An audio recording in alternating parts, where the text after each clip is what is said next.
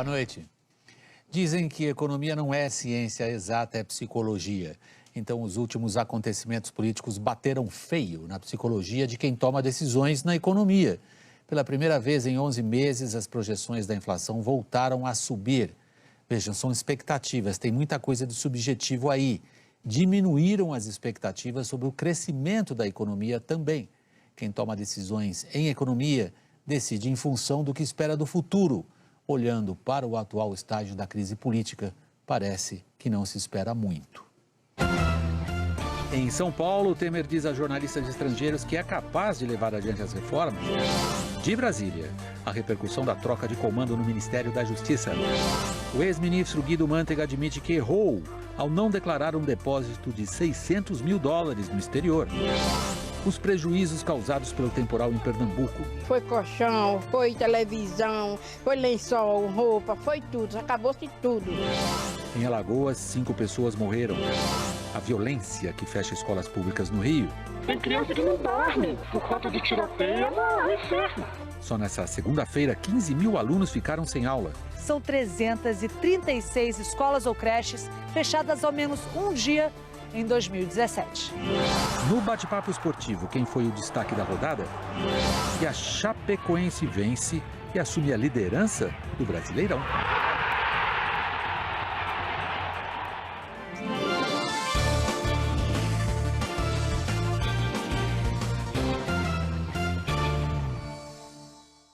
A troca de ministros na pasta da Justiça neste domingo levou o mundo político a fazer uma só pergunta.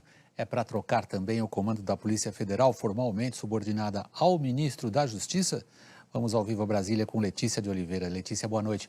Pano de fundo, Letícia, é o mesmo desses últimos 3 anos. Mais um ministro da Justiça. Como é que fica com a Lava Jato? Boa noite, William. Boa noite a todos. É o que parlamentares da oposição vêm questionando, trocar o ministro da Justiça, a quem a Polícia Federal está subordinada, no momento em que há uma investigação em curso sobre o presidente da República, gerou muita desconfiança. Entidades de classe dos delegados de Polícia Federal também estão preocupadas com os rumos da Lava Jato. O novo ministro disse que primeiro vai ouvir as demandas do presidente e fazer ele próprio uma avaliação do ministério antes de definir se troca ou não o comando da PF. Torquato Jardim é tido como amigo fiel de Temer. Dias antes de ser nomeado para o Ministério da Justiça, questionou a abertura de inquérito contra o presidente. Foi numa entrevista ao Estadão, onde ele também disse não ver nada demais no fato de Temer ter recebido tarde da noite o dono da JBS no Palácio do Jaburu.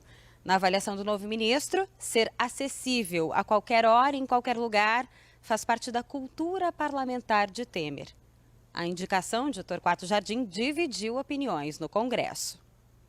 Eu tenho certeza que o novo ministro não vai tomar nenhuma providência que dificulte, prejudique ou faça recuar as ações que a Polícia Federal desenvolve em relação à Lava Jato e a todas as outras operações que estão em curso no país. Os interesses do país ficam cada vez mais secundarizados e a grande prioridade do atual governo é montar mecanismos de proteção para Temer, seus ministros e a estrutura dos seus partidos.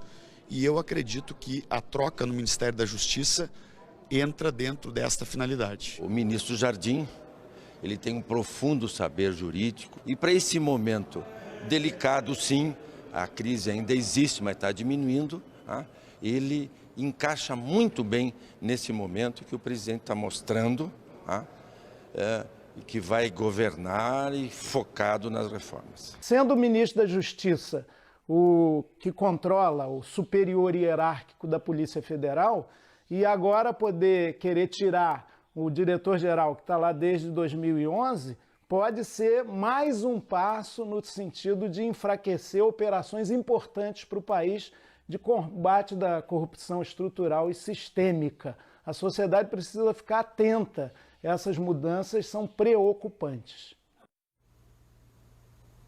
Já Osmar Serralho, que ficou sabendo que não seria mais ministro da Justiça pela imprensa, ainda não respondeu se vai aceitar o convite para o Ministério da Transparência. Se depender dos funcionários do Ministério que fizeram um protesto hoje, Serralho não assume, por ter atuado em defesa de Eduardo Cunha na Câmara e porque foi flagrado na Operação Carne Fraca, questionando um chefe de fiscalização do Ministério da Agricultura sobre uma ação em um frigorífico no Paraná. Se não continuar ministro, Serralho volta para a Câmara dos Deputados. E aí, Rodrigo Rocha Loures, o deputado flagrado com R$500 mil dentro de uma mala, dinheiro de propina, ele é suplente de Serralho, perde a vaga na Câmara e o foro privilegiado. Mais um motivo de desconfiança para a troca de ministros. Mas como Rocha Loures é investigado no mesmo inquérito de Temer e Aécio Neves, a investigação sobre ele não sai automaticamente do Supremo, mesmo se ele perder o foro privilegiado. William.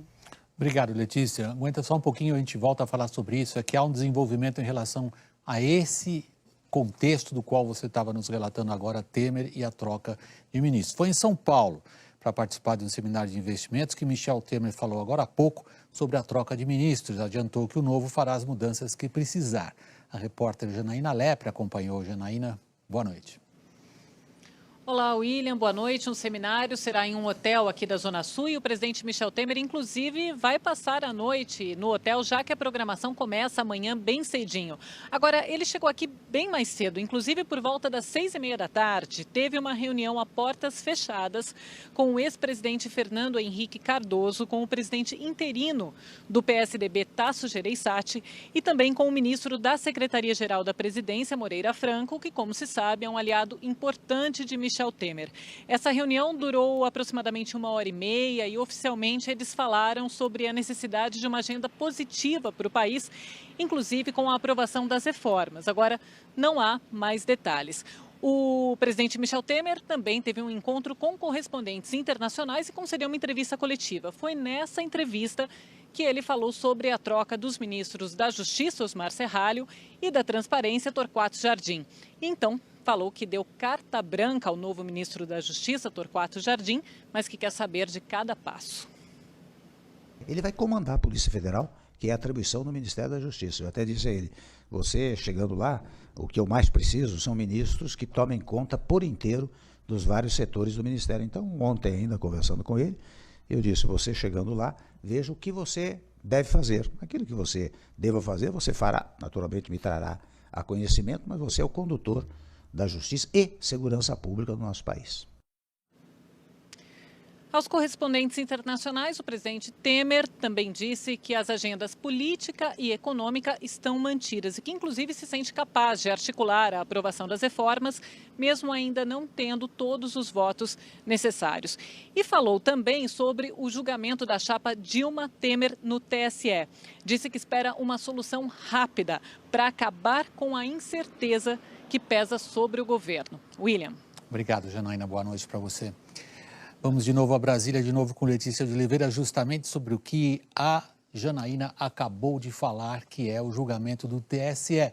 Gilmar Mendes, ministro do Supremo e também no TSE, Letícia, disse algo exatamente o contrário do que o Temer acabou de dizer. Ele disse que o TSE não vai resolver a crise política. Ele mandou esse recado de que a crise política tem que ser resolvida pelos políticos, não pelo judiciário. Há quem diga que o novo ministro da Justiça, que já foi também ministro do TSE, entrou para atuar a favor do presidente Michel Temer junto aos ministros que vão participar do julgamento. A estratégia do Planalto é ganhar tempo, apesar do que disse agora há pouco o presidente Michel Temer em São Paulo. E para isso, o governo está contando com um pedido de vista, que atrasaria ainda mais o desfecho. O julgamento vai ser retomado no dia 6 de junho, semana que vem, portanto, e a gente vai ver agora o que disse o ministro Gilmar Mendes. Se houver pedido de vista, é algo absolutamente normal. Ninguém fará por combinação com este ou aquele intuito. Também não cabe ao TSE resolver crise política. Isso é bom que se diga. O tribunal não é instrumento para a solução de crise política. O julgamento será jurídico e judicial. Então não venham para o tribunal dizer, vocês devem resolver uma crise que nós criamos. Resolvam as suas crises. O voto do relator desse processo no TSE, ministro Herman Benjamin, tem mais de 1000 páginas. Só isso já é motivo suficiente para alguns dos ministros aí poderem pedir mais tempo para analisar esse caso. A conferir, William. Enquanto isso, resolvam as suas crises. Muito obrigado. Boa noite para você em Brasília. Letícia. A instabilidade política fez o mercado financeiro revisar para pior as projeções para a economia brasileira. Nós temos duas dessas projeções importantes, porque elas assinalam como é que os agentes econômicos encaram o futuro. Parece pequena essa modificação da previsão de inflação. O que as pessoas acham que vai acontecer com a inflação? Elas acham que de 3,92, que era a previsão anterior, a inflação subirá para 3,95. O que importa aí é prestar atenção na tendência, que se confirma também quando os agentes econômicos são indagados pelo Banco Central, como é que eles acham que a economia vai se comportar, ou seja, o crescimento do PIB. Eles achavam até pouco tempo atrás que a economia brasileira ia crescer 0,50%. 0,50% caiu. A diferença, vocês vão dizer, é irrisória, ainda mais quando se trata de previsão. Porém, o que importa é a tendência, é a expectativa. Os advogados de Guido Mantega, o ex-ministro da Fazenda, reconheceram que ele tinha uma conta não declarada no exterior e informaram a Lava Jato que ele abre mão dos sigilos bancário, financeiro e fiscal. O documento foi enviado ao relator da Lava Jato no Supremo Tribunal Federal, ministro Edson Fachin, e também ao juiz Sérgio Moro. A quebra dos sigilos inclui uma conta na Suíça, que, segundo a defesa, foi aberta antes de Guido Mantega ser ministro da Fazenda. Nessa conta, Mantega recebeu um depósito de $600 mil. Os advogados afirmam que o valor foi parte de um pagamento pela venda de um imóvel, herdado do pai do ex-ministro. A defesa declarou ainda que Mantega não espera perdão nem clemência pelo erro que cometeu ao não declarar valores no exterior. Guido Mantega foi alvo da 34ª fase da Lava Jato. Chegou a ser preso enquanto acompanhava a esposa numa cirurgia, mas teve a prisão revogada depois de algumas horas. O ex-ministro foi citado num depoimento de Eike Batista. O empresário afirmou que Mantega pediu R$5 milhões para pagar dívidas do PT. E delatores da Odebrecht e da JBS disseram que Mantega gerenciava propinas para o partido.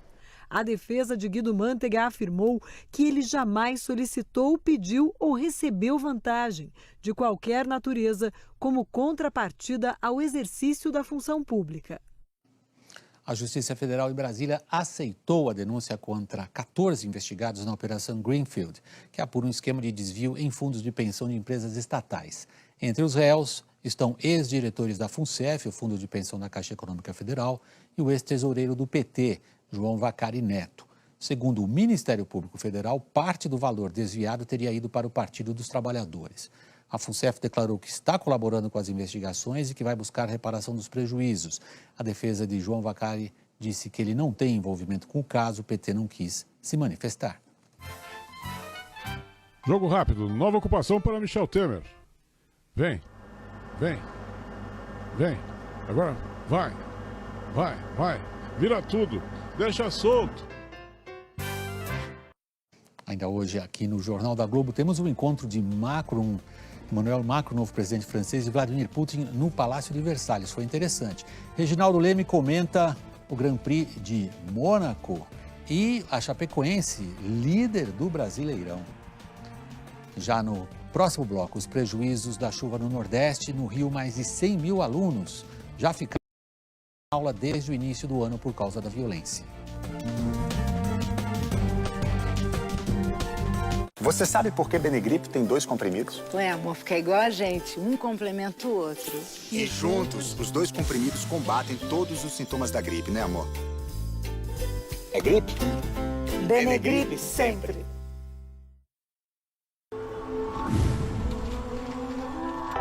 Eles estão entre nós. É uma revolução silenciosa. Descobriram que um banco pode existir sem nunca cobrar taxa alguma. Provaram uma realidade onde o dinheiro pode render bem mais. Eles investem no primeiro banco online do Brasil, o Sofisa Direto. Porque o futuro é direto. Você pode rever o Bom Dia Região acessando tvtribuna.com. Balsas, estradas, tempo, todas as informações que você precisa antes de sair de casa. Anota aí, tvtribuna.com/Bom Dia Região. Vitor tenta convencer Alice a voltar para os Estados Unidos. O escritório em Miami precisa de mim, eu não posso vir pro Rio agora. Vou providenciar as nossas passagens. Não posso deixar a minha mãe agora. Renato Reis. É bem possível que ele encontre com a sua mulher por aí. Não vai encontrar, eu não vou deixar. E Renato reencontra o irmão depois de anos separados. Tu foi no enterro do cara, meu? Fui. Não podia deixar esse cara ser enterrado que nem herói, Renato. E a Alice? Viu ela por lá? Vi. Esquece essa mulher, bicho. Eu perguntei de curiosidade. Essa história toda eu ganhei mais que perdi, né? Um filho lindo, uma mulher maravilhosa. Amanhã, depois de Mr. Brown, os dias eram assim. Oferecimento Cerveja Proibida, acreditando e comemorando com você.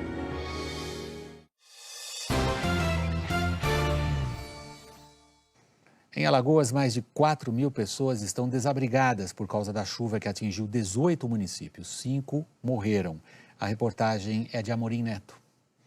A chuva deu uma trégua nesta segunda-feira, mas os alagamentos não diminuíram. É o caso desta avenida, a Senador Rui Palmeira, uma das mais movimentadas de Maceió. Por aqui, carros não passam e muitas casas estão inundadas. Há estragos por toda a região metropolitana de Maceió depois de 9 dias de chuva. A maior intensidade foi neste fim de semana, quando barreiras deslizaram. Até agora, 5 pessoas morreram no deslizamento e 3 estão desaparecidas.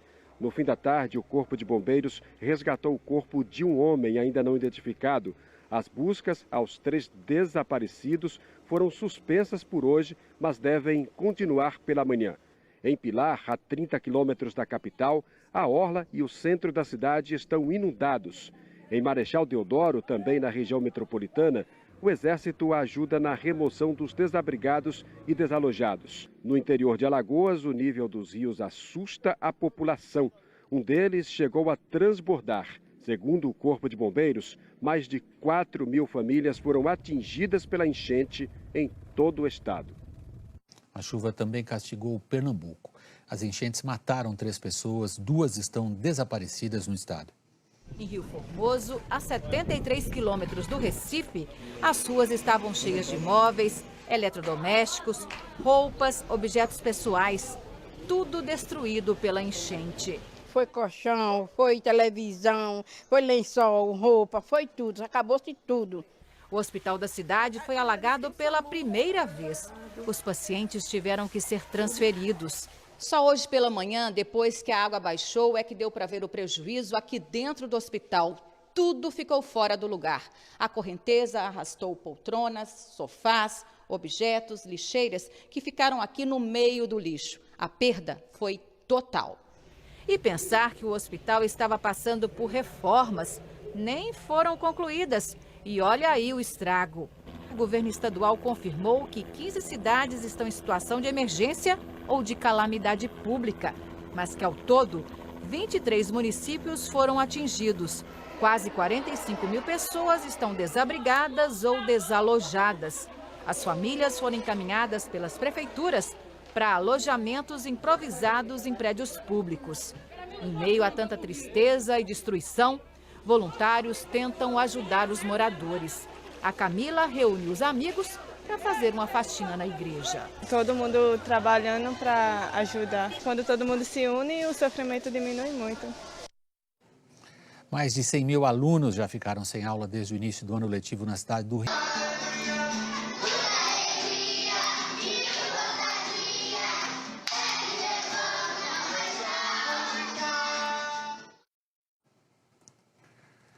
Daqui a pouco no Bate-Papo Esportivo, quem foi o destaque da rodada e a seguir a reação internacional ao mais recente lançamento de mísseis da Coreia do Norte.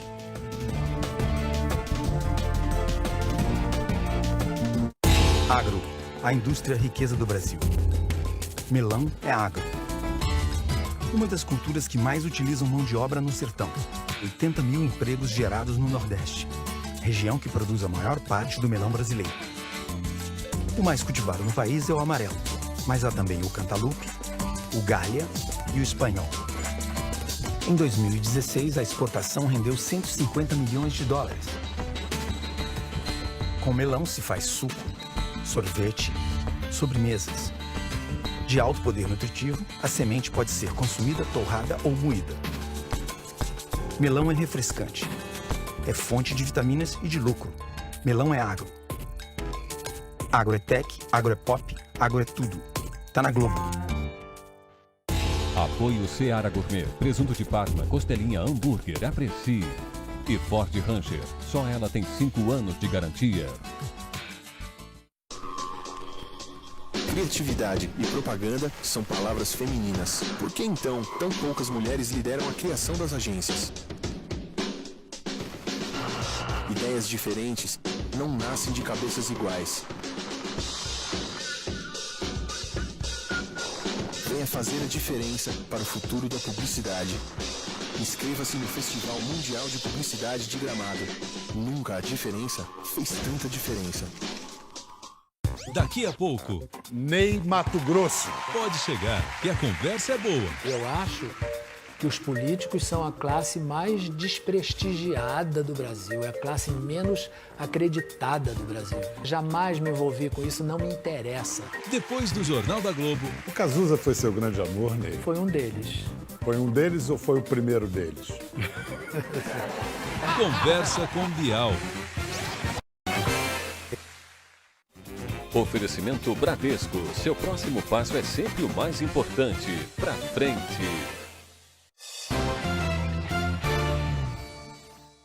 O primeiro-ministro do Japão falou hoje em elaborar com os Estados Unidos uma medida específica para deter a Coreia do Norte, que lançou mais um míssil 2 dias depois do recente encontro dos países do G7. Vamos a Nova York com o correspondente Fábio Turci. Fábio Turci, boa noite. Já são 9 lançamentos esse ano, apesar dos protestos e das repetitivas ameaças de sanção ao regime norte-coreano. Boa noite, William. Boa noite a todos. Olha, as críticas da comunidade internacional, as sanções econômicas, as ameaças militares e até ataques cibernéticos executados pela inteligência americana. Nada disso tem sido capaz de parar o ditador Kim Jong-un. Autoridades e estudiosos reconhecem que a Coreia do Norte avançou muito e é questão de pouco tempo, talvez de 3 a 5 anos, até que o país tenha um míssil intercontinental capaz de viajar até os Estados Unidos transportando uma bomba atômica. Como lembrou ontem o secretário de Defesa, James Mattis, os Estados Unidos não podem esperar esse dia chegar. Só que uma ação agora já traria risco para os vizinhos.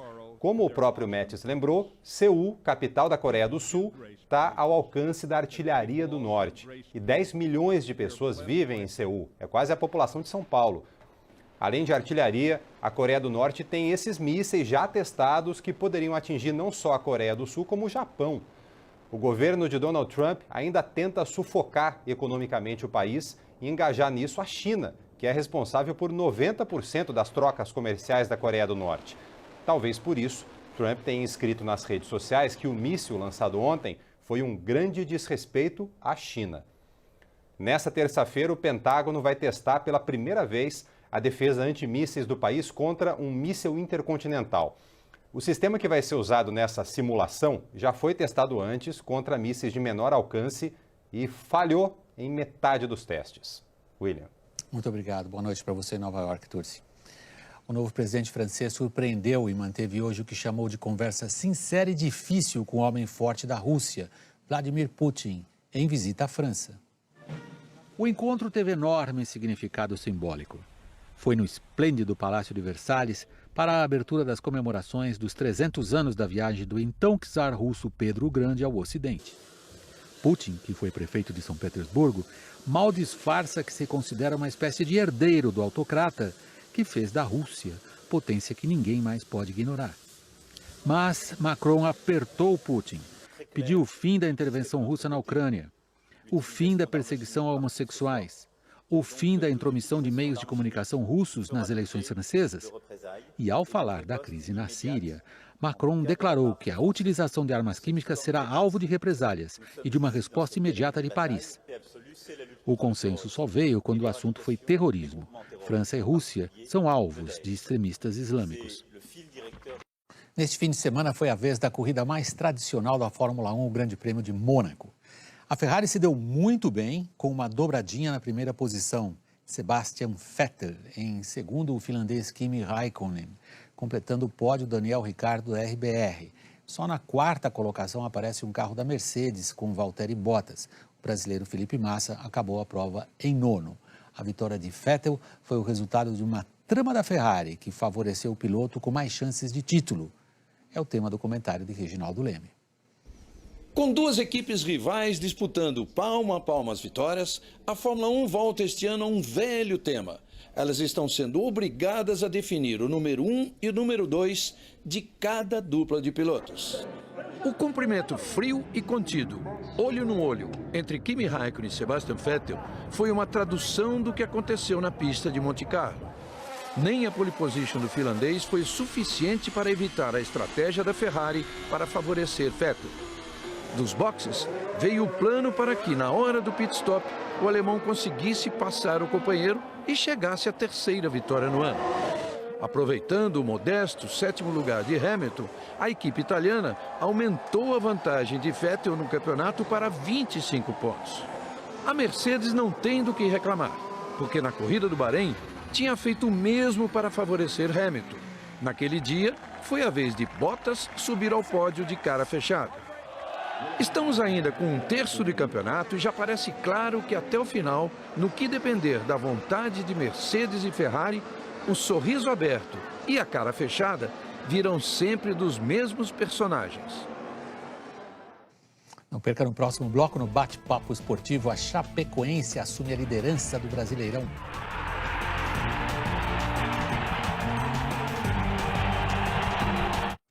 Fórmula 1 2017. Oferecimento TIM. Venha para a maior cobertura 4G do Brasil. Itaipava. Com ela o verão nunca tem fim. Nestlé Kids Kat. Have a break. Have a Kids Kat. Novo Renault Captur. Design à primeira vista. Unilever Dove. Cuidado superior e proteção antitranspirante. E Santander, microcrédito para impulsionar o empreendedor e a economia. Um dia, ainda menino, de embarcar num navio e conhecer o mundo. A vontade era tanta que acordava bem cedinho só para ver o navio chegando. Durante anos passei a viver em meio às cartas de navegação e entender a geografia marinha. Só aí então passei a conhecer o oceano. Ainda não tínhamos o celular, a internet. Para falar com as embarcações, usávamos os telégrafos. Dá para acreditar? Paralelo a isso, o comércio marítimo continuou crescendo e o porto passou a exportar um terço de nossas riquezas. Com o desenvolvimento da navegação e a experiência dos práticos, chegaram também os luxuosos transatlânticos e seus cruzeiros. Foi sonhando em viajar que eu descobri que o Cais Santista é um local de encontros e despedidas de todos os povos e etnias e dos diversos tamanhos de saudade. Oferecimento VLI. Com você, criamos valor. ADM. Santos também é a nossa casa. Praticagem, segurança, proteção ambiental e tecnologia a serviço do Brasil. E Ultracargo, contribuindo para a evolução logística portuária. As greves, os grampos, o governo, as guerras, a globalização, os novos gêneros da geração Z, a revolução dos gigabytes. A gente mostra tudo antes. g1.com.br. Saiba mais, saiba antes. 6 meses. Faz esse tempo que eu estou infiltrado. Para desvendar cada caso, o agente secreto Martin Oldham se transforma em uma pessoa diferente. Martin é o agente infiltrado com o maior talento nato que nós temos. Mas em meio a tantas identidades...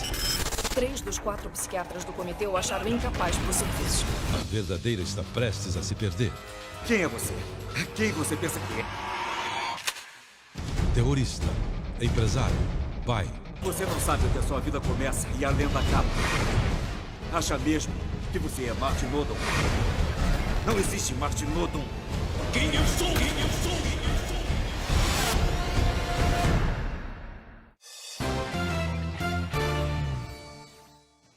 Hora do nosso bate-papo esportivo com Caio Ribeiro. Caio, boa noite para você. Boa noite, William. A gente traz você ao Jornal da Globo, claro, para você fazer aquele teu já tradicional destaque da rodada, mas vamos começar pelo mais atual, Chapecoense na liderança, o jogo de agora à noite.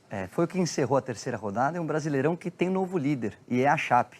né, no Clássico de Santa Catarina, acabou vencendo por 2-0. Vamos dar uma olhada nos gols. O primeiro foi marcado depois desse chute na trave pelo Wellington Paulista, que aguenta bem a marcação, conta com um desvio e acaba depois do cabeceio pegando de primeira e abrindo o placar. Bonito gol do Wellington Paulista, que é o grande esperança de gols, o centroavante, a referência no ataque. E o segundo gol marcado pelo Reinaldo, nesse belo chute de fora da área, chute forte, sem chance para o goleiro. Chape fez 2-0 no Avaí e é dividindo essa liderança, mas o principal colocado no Campeonato Brasileiro. Não acho que tenha fôlego para brigar pelas primeiras colocações, mas nesse momento de reconstrução, ter a Chape na frente... Principalmente depois do que a gente viu acontecer no ano passado. Acho que ninguém esperava uma situação dessa agora. É muito legal ver a Chape que está muito bem dirigida pelo Mancini. Caio, vamos lá então aos seus destaques da rodada. Como sempre, a gente começa separando 3, William. E eu vou começar aqui falando do André, centroavante do Sport. O Sport que ganhou do Grêmio por 4-3, o André fez 3 gols, foi o nome da partida, num jogo que o Sport saiu atrás do placar, buscou o resultado, ainda estava sem treinador, mas como o Grêmio jogou com o time reserva, um time alternativo, eu perde um pouquinho de força, e aí eu vou tirar o André para falar um pouquinho do Nenê. Nenê, mais do que ter feito o gol da vitória no Clássico contra o Fluminense, jogo grande, o Nenê tem uma situação de comportamento que acho que vale a pena a gente chamar a atenção. Qual seria? É um ídolo, talvez tecnicamente o melhor jogador do Vasco, foi para o banco de reservas há 2, 3 rodadas atrás e não fez bico, não foi na imprensa se queixar, recebeu com naturalidade essa cobrança e entrou durante o jogo para fazer o gol da vitória. Como não é um titular absoluto nesse momento, o meu grande destaque dessa terceira rodada é o Lucas Prato. 28 anos, atacante do São Paulo, 7 gols desde que chegou ao Morumbi e num jogo contra o Palmeiras, que é uma das grandes forças da temporada. Um Palmeiras que ainda está oscilando um pouquinho, mas que tinha o São Paulo a obrigação e a necessidade de dar uma resposta. Clássico aqui de São Paulo, um São Paulo contestado, o Rogério mudando um pouquinho de jeitão de jogar, o Prato foi o cara do jogo. Fez esse primeiro gol na vitória por 2-0. Mas ele achou o único cantinho que dava para pôr essa bola. Contou um pouquinho com a contribuição do Praz. E depois a assistência para o gol do Luiz Araújo, que deu números finais ao jogo. Pela importância do jogo e por ser hoje o principal jogador do São Paulo, eu acho que o Prato é o grande destaque dessa terceira rodada, William. Essa foi a sua análise da rodada que passou. Agora estamos aguardando o que você tem a dizer sobre o futebol agora da semana. Vamos dar uma olhada no calendário, que não tem Libertadores. Vamos falar dos jogos da Copa do Brasil. Quarta-feira, 7h30, todos os jogos de volta. O Atlético Paranaense recebe o Santa Cruz. O primeiro jogo foi 0-0. Também às 7h30, o Fluminense recebe o Grêmio. O jogo de ida 3-1 para o Grêmio, uma bela vantagem que tem que ser considerada. Às 21h45, o Inter recebe o Palmeiras, tentando tirar essa vantagem. Foi 1-0 para o Palmeiras no primeiro jogo. O Sport recebe o Botafogo jogando na Ilha, também perdeu o primeiro jogo por 2-1. Vamos para os jogos de quinta? Ainda na quarta-feira, perdão. Às 21h45, o Atlético Mineiro, que perdeu jogando no Paraná por 3-2, tem o jogo de volta contra o Paraná. E a Chapecoense recebe o Cruzeiro. Jogo de ida no Mineirão, 1-0 Cruzeiro. E encerrando esse meio de semana ainda de Copa do Brasil, a gente tem o jogo do Botafogo. Botafogo que também tem um compromisso complicado pelo meio de semana. Ainda não apareceu, tudo bem, está dado o recado. Então, para a torcida do Botafogo, compromisso complicado. Já ele entra. Às vezes ele deixa a gente na mão, mas tudo o Botafogo... bem, você deu o recado. O Botafogo pega o Sport jogando em Recife. Parece, pelo que eu li no noticiário, que 2 desses times que você mencionou, eventualmente terão técnico novo. Um deles é o Sport, e já foi anunciado hoje, é a grande notícia do dia, a chegada do Vanderlei Luxemburgo. É o maior vencedor de títulos de campeonato brasileiro, com 5 conquistas. O segundo é o Muricy, que venceu 4 vezes. Acho que vai fazer bem tanto para o Luxemburgo como para o Sport. Vanderlei precisa voltar a recuperar o foco para recuperar o prestígio que perdeu. Foi um dos maiores treinadores que eu trabalhei, mas nesses últimos anos não tem feito grandes trabalhos. E ainda a expectativa, depois da demissão do Antônio Carlos, no Internacional da chegada do Guto Ferreira. Guto que estava no Bahia, há pouco a gente conversou com o presidente Marcelo, presidente do Bahia, ele mesmo já admite a possibilidade de perder o seu treinador. Amanhã tem um encontro do Guto com os dirigentes do Internacional e tudo indica que no mais tardar do dia essa notícia seja confirmada. Caio, muito obrigado pela sua participação aqui no JG. Boa noite. Boa noite, William. O Jornal da Globo está terminando. Nossas reportagens e as participações dos nossos colunistas podem ser revistas no Globoplay. Outras notícias no Hora 1. Assista agora ao programa Conversa com Bial, que hoje entrevista o cantor Ney Matogrosso. Logo em seguida, tem o primeiro episódio da série Legends, Identidade Perdida. Para você, uma boa noite e até amanhã.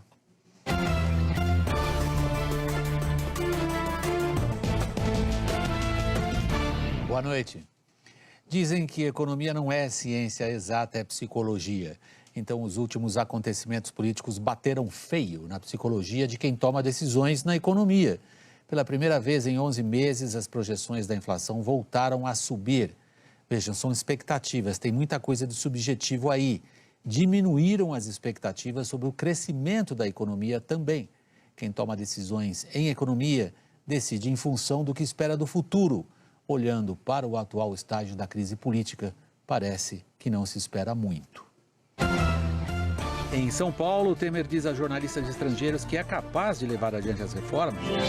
De Brasília, a repercussão da troca de comando no Ministério da Justiça. O ex-ministro Guido Mantega admite que errou ao não declarar um depósito de $600 mil no exterior. Os prejuízos causados pelo temporal em Pernambuco. Foi colchão, foi televisão, foi lençol, roupa, foi tudo, acabou-se tudo. Em Alagoas, 5 pessoas morreram. A violência que fecha escolas públicas no Rio. Tem criança que não dorme por conta de tiroteio, é um inferno.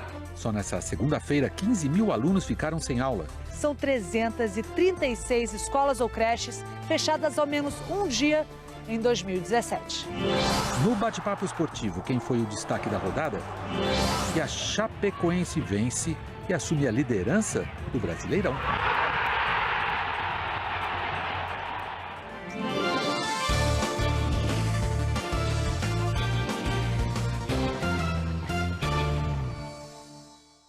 A troca de ministros na pasta da Justiça neste domingo levou o mundo político a fazer uma só pergunta. É para trocar também o comando da Polícia Federal, formalmente subordinada ao ministro da Justiça? Vamos ao vivo a Brasília com Letícia de Oliveira. Letícia, boa noite. Pano de fundo, Letícia, é o mesmo desses últimos 3 anos. Mais um ministro da Justiça. Como é que fica com a Lava Jato? Boa noite, William. Boa noite a todos. É o que parlamentares da oposição vêm questionando, trocar o ministro da Justiça, a quem a Polícia Federal está subordinada, no momento em que há uma investigação em curso sobre o presidente da República, gerou muita desconfiança. Entidades de classe dos delegados de Polícia Federal também estão preocupadas com os rumos da Lava Jato. O novo ministro disse que primeiro vai ouvir as demandas do presidente e fazer ele próprio uma avaliação do ministério antes de definir se troca ou não o comando da PF. Torquato Jardim é tido como amigo fiel de Temer. Dias antes de ser nomeado para o Ministério da Justiça, questionou a abertura de inquérito contra o presidente. Foi numa entrevista ao Estadão, onde ele também disse não ver nada demais no fato de Temer ter recebido tarde da noite o dono da JBS no Palácio do Jaburu. Na avaliação do novo ministro, ser acessível a qualquer hora, em qualquer lugar, faz parte da cultura parlamentar de Temer. A indicação de Torquato Jardim dividiu opiniões no Congresso. Eu tenho certeza que o novo ministro não vai tomar nenhuma providência que dificulte, prejudique ou faça recuar as ações que a Polícia Federal desenvolve em relação à Lava Jato e a todas as outras operações que estão em curso no país. Os interesses